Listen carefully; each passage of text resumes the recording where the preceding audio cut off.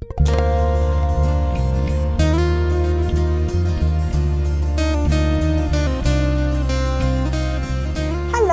what I'm going to sow today are peppers. Now I'm calling them peppers because I just want to make one thing quite clear. You have to be very, very careful when you look at peppers because they'll all be chilies and sweet peppers will all be classed usually as peppers and then bracketed afterwards either saying chili or sweet. You do not want to get the two confused because you might be expecting a nice lovely sweet pepper that you can have in your salad and you might accidentally grow a firing hot chili pepper. You don't want to eat a massive chunk of that in your salad. So make sure that you look very, very carefully when you're choosing your peppers as to whether you want the sweet ones, which don't have any heat in at all, or whether you want to grow some chilies, which some are mild, some are medium, and some are hot, and some blow your head off. So let me just show you the ones that I'm going to sow today. Now, chilies and sweet peppers can be sown any time really from February all the way through to about April time.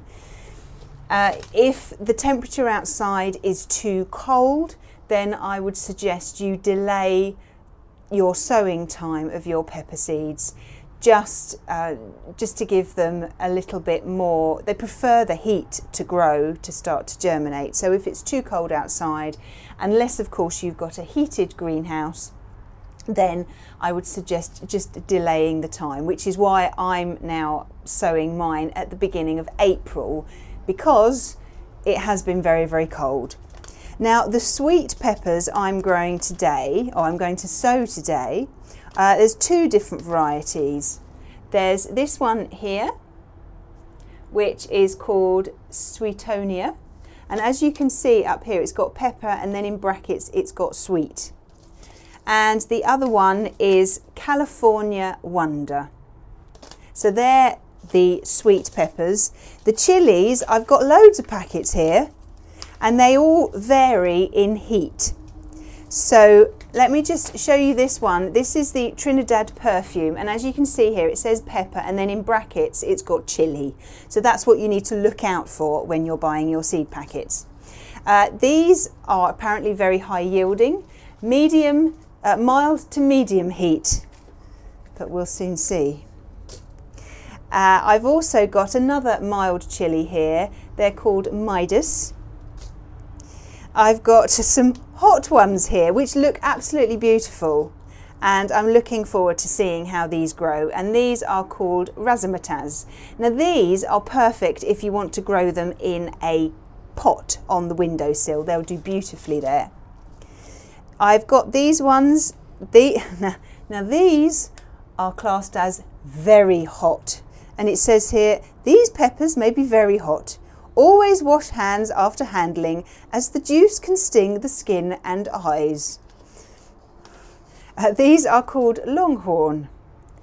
And the last ones I am going to grow are called Bulgarian Carrot. And again, these are hot ones. I'm not going to sow all of these seeds because I'm just going to have far too many chilies. So I'm going to sow just about 3 or 4 of each chili so that I'll hopefully get a nice array of chilies of varying heats as they grow and when I start to harvest them. But whether you are growing chilies or sweet peppers, they need to be sown in exactly the same way. So let me show you how I sow mine. Now I'm going to sow the sweet peppers first, and I'm going to sow quite a few of the seeds of the sweet peppers because I like sweet peppers. Now all I've got here is a little tray. If you don't have a seed tray or a tray like mine, you can sow these in little 3-inch pots to start with. They'll do absolutely fine. Just do exactly the same as I'm going to do now. Make sure you've got some drainage holes in the bottom of your seed tray, and all you need to do is to put some multi-purpose compost in, fill it nearly to the top, and then give it a gentle pat down.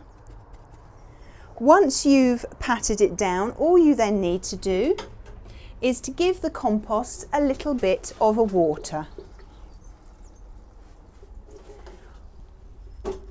Wait for the water to soak through, and then you're ready to sow your seeds. Now the reason sorry, there's a spider there. Come here. There we are. The reason I wet my compost first is so that once you've sown the seeds, then they will be immediately in contact with the water and they will start to germinate. If you water them after you've sown them, you might shift them about. Now, sowing these is very easy. As I say, I'm going to sow quite a few of the sweet pepper varieties, but only a few of the chilies. Now, all chili seeds and sweet pepper seeds look exactly the same, and they look like this. So you need to make sure that you label them very, very well, otherwise you'll get them mixed up. So get your seeds and just sprinkle them on top of your compost. If any fall next to each other, like these two have here, just move them a little bit apart from each other, just so that they've got some space to grow. And also it helps when pricking them out, so you've got a little bit of space round them, so it's much easier to prick them out. Let's just pop these last few in. There's one stuck right between my finger there. Ooh, there we go. Let's just move those apart just a little bit. And once you've sown your seeds and they've got a little bit of space to grow, then all you need to do then is to just cover them with a little bit more compost. Just gently sprinkle it on. Make sure it's level. Don't pat it down, just leave it to sit nice and loosely on top of the seeds. And then all you need to do is to label it. So I will carry on and I will finish my sweet peppers, and then I will do all the chilies, and when I'm done I'll show you. Okay, so here they are. Here are my chilies in this tray here, and then in this tray here I've got my sweet peppers.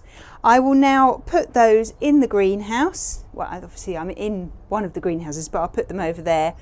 And if the nights are going to be cold, I will put a propagator lid over the top of them. During the day, make sure you take the propagator lids off, because by the time you get to sort of April time, the daytime temperatures are warm enough. And if you keep a propagator lid on the top, they tend to get too hot underneath, and it makes them grow all your seedlings grow sort of leggy, and you want them to grow sturdy. So remove your propagator lids during the day, but if a frost is forecast, or it's going to be below, I would say about 5 degrees, put the propagator lid on top. Because if you've got them in an unheated greenhouse, whether it be glass or plastic or whatever, the frost can still get through, and you may well find that some of your very, very tender seedlings might not last if you get a very, very small frost. So just be aware of that, and also make sure that you keep the door closed. Well, I'll keep you updated on their progress, hopefully in about 10 days to 2 weeks time, depending on the weather. It's a bit cloudy at the moment. They'll start to germinate and start to come through the soil, so that would be really exciting. But when I start pricking them out, then I'll show you, and I'll keep you updated. Well, I hope you found that useful, and I look forward to seeing you soon.